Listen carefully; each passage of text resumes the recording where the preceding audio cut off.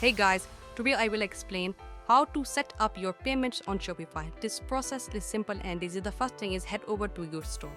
And once you are on that, you will see the same interface like me. From here, take a look on the left side, you will see multiple options. From these, you have to select the option settings. Once you will click on the option setting, without wasting any time, you have to click on the option payments.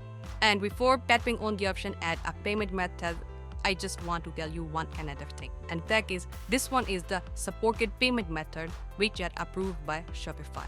And if I scroll down, here you can see the option of manual payment method. So first you have to search here. If your payment method is supported by Shopify, then you have to click on it and here select one of these and here search for your bank. Just for example, I will search for American Express. So here that is, so click on it and I need to choose a provider. And month I will choose a provider. I need to do 2 additional things, so just follow those steps. But what if your payment method is not supported by Shopify? Let's move back to our payments.